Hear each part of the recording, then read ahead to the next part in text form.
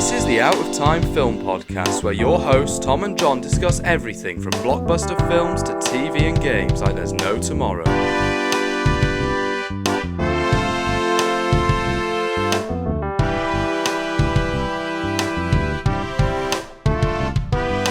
Hello and welcome to the Out of Time Film Podcast. My name is Tom, and as always, I'm joined with John, everybody. Hello, hi, it's me. And this week we're talking about Loki Season 2. I'm trying to mix things up. I'm trying to make the intro a little bit more kind of snappy. Yes, indeed, yes. I like that, the snappiness, and it's like, we're getting into it now. This is the podcast that we're talking about. I want it to be a kind of like WWE intro. It's like everybody, we're joined with WWE John today. strikes. And then he comes in.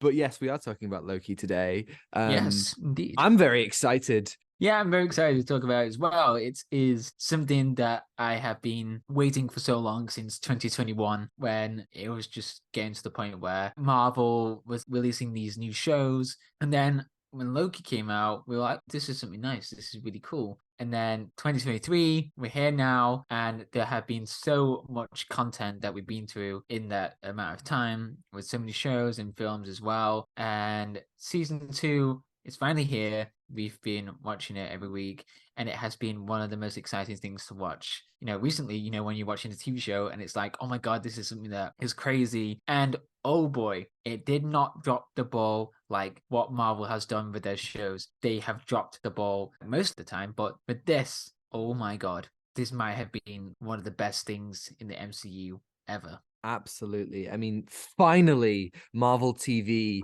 is good again. I feel like, it was a moment when WandaVision dropped and Falcon Winter Soldier and Loki Season 1. Everybody was tuning in. Everyone had opinions, and the opinions were largely good. And then as it went on with Hawkeye and Miss Marvel and Moon Knight and She-Hulk, things began to dip. Not everybody was tuning back in. It was a lot more to ask to do each episode, each week for all these different shows. And then I think Secret Invasion felt like the final nail in the coffin, which, that was undoubtedly the worst MCU show that we've had. And it was just disappointing. It really felt like, where can you go from here? And Loki Season 2 comes to save the day, because, wow, this is such a step up from everything else. Yes, and especially with the last time we had a good Marvel film, a proper one, was, I believe, Infinity War. That is the most memorable things that came out and really changed the game and your perception of Marvel. But then now it's just gone to its very formulaic ways. I mean, it has done before that, but there has some really different ones like Captain America, the Winter Soldier, Iron Man 3. Those ones are different, and that they try to explore new ways, with the characters and and their personality. But Loki, this is something that I'm so glad that they've done, because Loki was this character that we've seen throughout these 5 films that he appeared in. And now he has this entire show that I'm so glad that they fully developed, and they just looked into what Loki is. And the films that we saw Loki in didn't really justify that. But I mean, Infinity War did see that end of Loki in that timeline. And Loki came around with the show, and it just brought this whole new perception of Loki and what he is. And it is something to watch. So if you haven't seen Loki, I recommend to avoid spoilers right now, because we might be going to spoilers territory. So, yeah. I would say that when it comes to Loki's journey in the MCU, it felt a lot of the time like they were just bringing him back for no good reason. I think, the intention was to kill him off in the Dark World, but then they had that reshoot where he shows up at the end. And then when it came to Ragnarok, I didn't really feel like they knew what to do with him. They just kept on bringing him back because of popularity. Yeah, in Ragnarok, he was just there. Exactly. And then you come to Infinity War, where they kill him off, and it's like, okay, well, now it feels like they actually have this good reason for what they've done, and they've ended his story in an interesting way. But then they brought him back in Endgame, and they kind of opened up the door to this TV show, and this could have all gone wrong. This could have very easily just been a way for Marvel to make a quick buck, to make money off people who just want to see Loki, and people would have come to it. But wow, they've really went above and beyond. I can't think of a better way to end Loki's story. With all the ups and downs there have been, this is pretty perfect.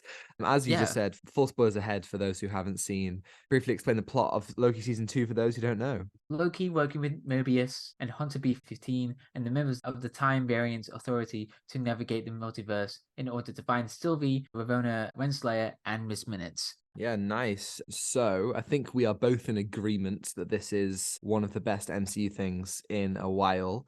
I agree. I Yes. think it up there with Guardians 3 out of recent memory. What did you think? Again, I was just worried where they're going to go for season 2, especially when season 1 was ending, and there was a lot of ground up to explore the TVA and explore what is their end goal for this place and for He Who Remains as well. And exploring this whole show gave you this new perspective of with the TVA, but there was some criticisms I have is just two actually. Like we could have explored more of Sylvie. I mean, she was just at the side, just watching. There were some really good moments with Sylvie in this show, but again, she was a force of nature in the first season. She was something that worked really well with the character dynamics between Loki and Sylvie, and you just like seeing that. But I feel like she was out at the sidelines, and B-15 as well. You could have explored more with that, but at the end of the day, I think it was just focusing on Loki and how on earth is he going to solve the problems that is happening to him. So like the first problem was time slipping, and that was a really really interesting concept which they explored so well in the show, and how Loki deals with that. So I was really happy with the new concepts and how they decided to explore more of He Who Remains in this show. Yeah, I mean, who knows what they're doing with Kang right now? Obviously, there's a lot of behind the scenes stuff that kind of signals that maybe they want to switch directions. But this show has always been the best example in the MCU of setting up Kang as this incredible and threatening villain. And I thought it was really interesting exploring He Who Remains a little bit more, and also Victor Timely, and the idea of this being who is coming, and an infinite amount of this being are coming to wage this multiversal war. And simply from the Yes. reactions of the other characters, we know exactly how devastating that is going to be. That kind of stuff is always so effective. Like if you can accurately convey another character's fear for a character, the character who's being feared is immediately so much better. Like that's half of what makes a great villain. I agree with the criticisms. I mean, if we're going to get criticisms out of the way immediately, I think that you're right. Sylvie and B-15 are really interesting characters in the first one. I mean, they do carry a lot of Sylvie's character over with her ideas of free will. I thought that was very interesting. But there Yes. is one thing in season 1 where she wants to know what her Nexus event is, but we never actually find out what her Nexus event is. We never explore that. She does remain at the end, and I wonder what they're going to do with her. I think it'd be interesting to see her. A lot of people want, Thor and Loki to reunite, and I 100% think that's going to happen. But I think it would also be interesting to see Sylvie interact with Thor, and like where does Oh, she fit yeah. into this universe? Like I feel like there could be something interesting here. Same with B-15. The thing that she kind of explores in season 1 is the fact that everyone's a variant, and again we could explore that. We could B-15 especially frustrated me because she spent a lot of the season just standing around doing nothing, and that was disappointing. You've got Yeah. these two great characters and they're just kind of relegated to just kind of exposition a lot of the time. And that was disappointing. I agree. I definitely think that this show, if the ending didn't work of this season, Oh it my would God. have Yeah. really fallen, because I do think that the middle of this season was a little bit rocky. There was a lot of stuff that kind of felt like it kind of was a little bit abrupt. They would wrap things up and start different threads. Like, it's not a perfect show by any means. It does kind of struggle a little bit. I think one thing in particular that did get me quite annoyed was in episode 4, I think, some moments are just done really kind of nonchalantly and then just kind of forgotten about, and others are given really big fanfare when they should all be like, Miss Minutes' death is so much more impactful than Renslayer's, when I would argue that Renslayer's death should be the one given that time and that effort. And also in the first episode, Loki mysteriously gets pruned, and in episode 4 we find out that it was actually Loki from the future who pruned him. That isn't really treated like a huge moment. Like, I definitely have my criticisms of this show, but all of that is irrelevant when you look at the whole picture and you look at what they managed to achieve with Loki and his character arc. This idea that Loki becomes the guardian of time or something like that, where he finally puts his selfish nature aside and he does something truly selflessly. He uses this gift that he's been given, not for tricks, not for mischief, but to help and to nurture time. I think he's learned the importance of time and of the flow of things, and also of free will. He takes everything that he's learned in this show across seasons 1 and 2, and he puts that into his own glorious purpose. Episode 6 is called Glorious Purpose, just like episode 1, just like what Loki says when he comes to Earth in Avengers. He finds his true glorious purpose, and I think that it's brilliant. I think that it's so well devised, and the way that he gets his comic book outfit as well, just magical. It's one of the best moments in the MCU, up there with Guardians 3, with that whole fight scene. But that whole scene just completely blew my mind, like how Loki has spent so many centuries, like learning about the technology in the TVA, and also learning about how is he going to deal with time, and Kang as well, like learning about how we can use different powers of time. And yes, I agree, that whole moment just felt so deserving for Loki, and for us as well, like to explore that he has this awesome comic book accurate costume that he has. And one of the things was like so cool about it, that he had this amazing character arc. Like, this is genuinely the best character arc in the MCU ever for Loki. Like, he wanted to become king for selfish reasons, and then he becomes like literally king of time for selfless reasons as well, like to save his friends and to save time as well. And one of the best, oh my god, one of the best things is, it's so poetic, is that he turns the branches of time into a tree, a world tree, which Loki, he's from Norse mythology, so that kind of represents the world tree, all time connecting together to him. It's brilliant. So poetic. It is one of the best things that I've seen. It's so cool, and I wish I've seen this on the big screen. Like, I would have been like going crazy. I was like, oh my god. And the music, Natalie Holt, I want to say that is the best scores I've heard, alongside that piece. And it felt so synthetic, like you were just seeing Loki, powerful, and then the ending shot of Loki in this whole thing with the amazing piece that closes the whole show with one glorious purpose. And it's I want to clap for that. That is something that I just felt really happy with. So yeah, well done. Well done. You made me happy. Yeah, it's like, last week we talked about the Marvels, and we were talking about how whenever the MCU is focused on cameos and on hyping stuff up and making setup and forget to talk about characters, it suffers. And this is a great example of exactly that.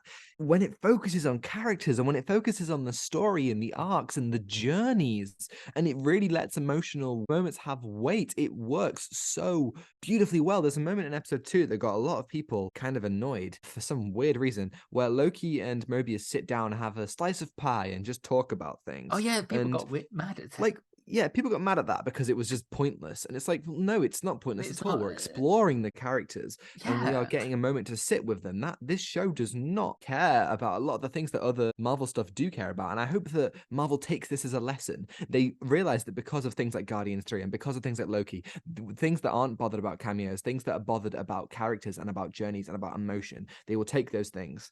And you're right, there's just so many beautiful poetic moments. Just before Loki steps outside into the place, I don't know what it's called, he says to Sylvie and Mobius, he says, I'm going to do it for us, for all of us. And that's exactly what he says to Odin on the Rainbow Bridge in the first Thor. He said, I would have done it for all of us. And just that poetry of the first time he was saying it with the intent to destroy all the frost giants, to destroy Jotunheim, and to do this, super selfish act. And as you say, like, this time it's selfless. This time he's saving. This time he's creating life instead of taking life. It's just beautiful. It's brilliant. And it's not just Loki's journey. It's also every other character. Like, you look at Mobius as well, like his final moments where he just watches life, a life that he could have had, a life that has been taken away from him. The TVA, this season explores like what the TVA represents and what it takes away from people, and how, it's so clinical and it's so like bothered with data and analytics. It doesn't focus on the lives. Like, Mobius got ripped away from his life. He now has to regain what his sense of purpose is. And again, like, this is a character who was just created for the show, just so Owen Wilson could be Owen Wilson. And yet it makes me super tearful just thinking of those final moments with him. It's perfection. It is literally, again, another example of what you said about character arcs. And Mobius was a really interesting character from the first season, and then now just deeply explored, like, why is he so scared of coming back to his own time? They really explore different aspects of time as well. Like, it can be confusing. And then the bootstrap paradox as well, with Ouroboros and Victor Timely creating this TVA handbook as well. Like, who created the handbook in the first place? And it's like a really interesting as well. And Ouroboros is a really, really fun character as well in the show that I was really happy with. Like, with Quan. Like, he was just so bubbly. He was just so excited to be this character with Obi. Again, this whole 2 seasons is just this, it becomes full circle. It becomes this amazing loop for these characters, and it does it so well in the final episode where Loki comes back to some of the first few events that happen, like when Sylvie killed He Who Remains, or Loki comes back to the first meeting with Mobius, and it's just so emotionally driven from that meeting between Mobius. And another aspect is with He Who Remains, he actually is, again, scary. They're creating this amazing build up for Kang, and he was talking about, like, this is not the first conversation, or like, this is not the first time that you've done all of this. And it's like he knew what he's doing. And then with Victor Timely and all that, so it's a really interesting villain, like what they're doing. But that has failed with Quantumania, because this year, with Quantumania looking at Kang, and Yeah. they didn't do that so well. With the Loki show, he is this terrifying villain that he knows what he's doing, and what the impact he has. And no matter what, this is like this Nexus event that Sylvie kills He Who Remains, and that's something that Loki has to consider. Like, he has to kill Sylvie or to fix time. It just creates this amazing conflict as well, that you are just like torn apart. Like, what is Loki going to do? And again, he does it for selfish reasons, and it's just amazing how they explored that aspect of the time. And Loki, you can see this in the episode, he was just so dedicated to save everybody as much as possible, and that is something that Tom Hiddleston has done so well, and you can see that. Yeah, you can see, because now that the strike is over, he's done some interviews, and you can see that he has genuine care and passion. And I think that he wants this to be the end of Loki as a character. And I think that this is a pretty perfect end.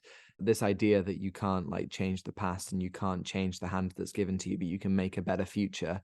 That's all so perfect. And again, it comes back to what, Loki's kind of whole character has been kind of mounting towards.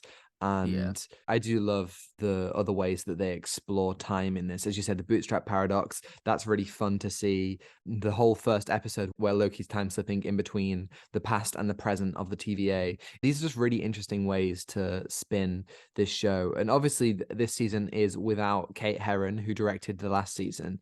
But I still think that it's really, really strong in its direction and in its production quality and everything. It all just feels super tangible and super, like they're filming in real locations for so much of it. It's all so cleverly done.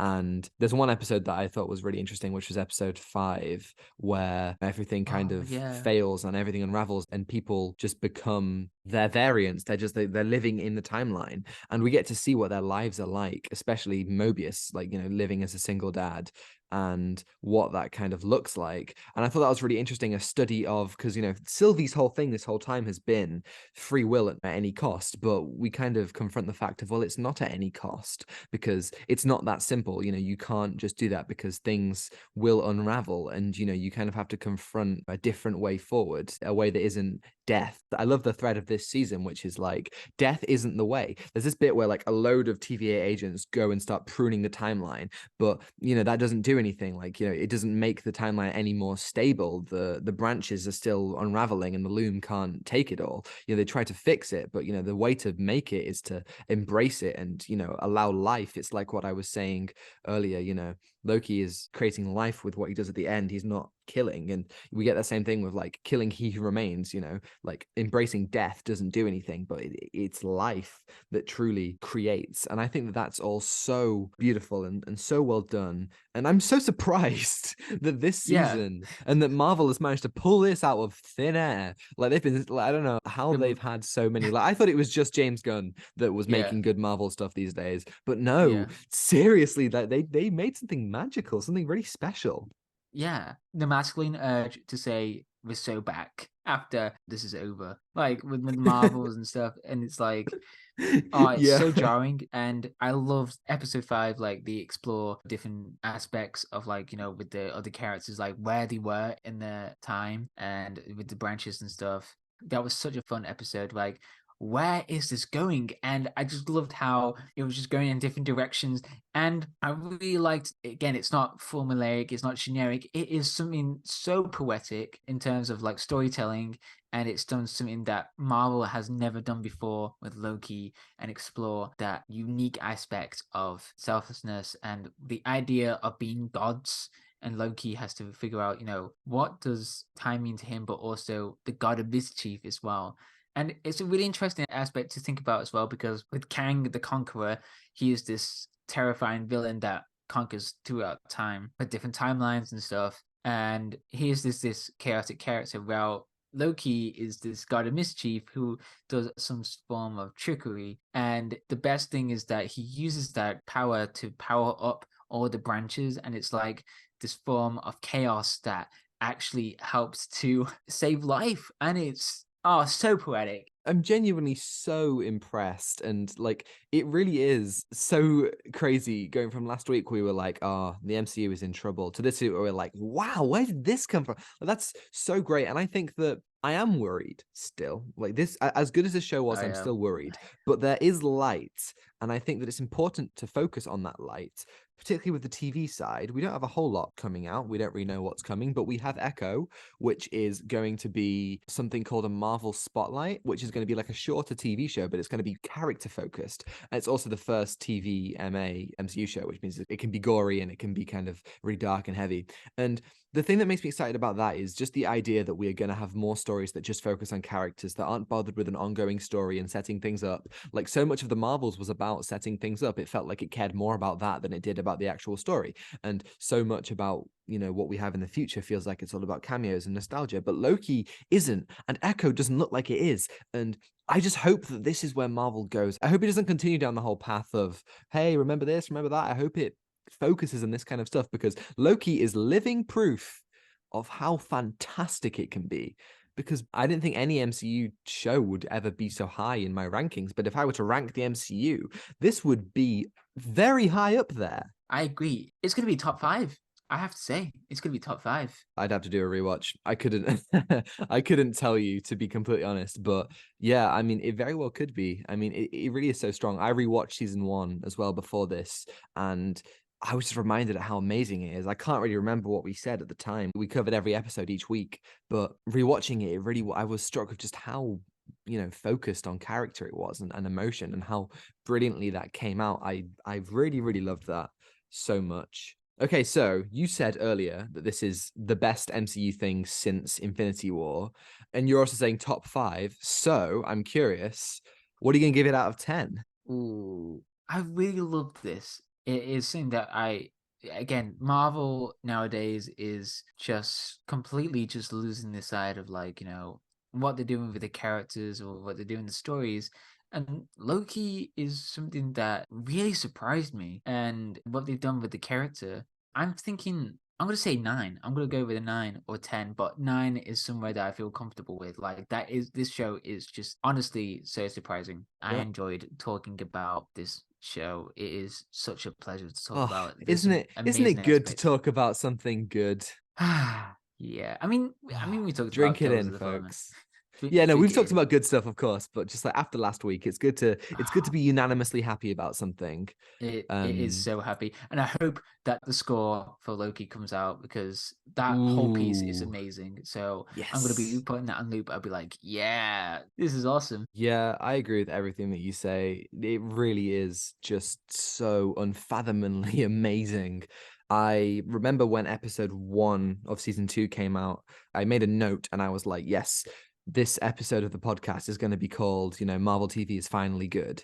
And then over the weeks, I was like, oh no, but what if it gets bad? Like, maybe I've jinxed it, but no, like, I'm so happy that it remained as good. I'm going to go 8 out of 10. I absolutely loved it. This was great. Thank you, everybody, for listening. If you're listening on YouTube and you enjoyed it, you can like and subscribe if you want to see more. And if you're listening on Spotify, you can follow and give us a 5-star review if you think we're worthy. Next week it's the beginning of something that I am so excited for. We're doing Day of the Doctor, the 50th anniversary of Doctor Who. We are going to be ramping up towards the 60th anniversary, and we're going to be doing 3 episodes on Doctor Who. I'm so excited. I love Doctor Who, and we've never covered it before, so this is going to be fantastic. This is going to be brilliant. It really is. And you can send us an email at astimefilmpod@gmail.com. Let us know your thoughts on Day of the Doctor or just Doctor Who in general, and ask us any questions, and we will answer it right here on the podcast next week. Yes, and you can follow us on Instagram at Out of Time Film Pod to see our incredible thumbnails from Zain Afzal, on Twitter for more thoughts from Tom, and TikTok to see edited clips, which are all on Instagram Reels and YouTube Shorts. And you can find links to that in the description below. Thanks for Jones-Meyer for the excellent theme, and Ronan Phillips for vocals as always. And I think that's everything. Take what you're given. Give nothing back. Goodbye. Goodbye.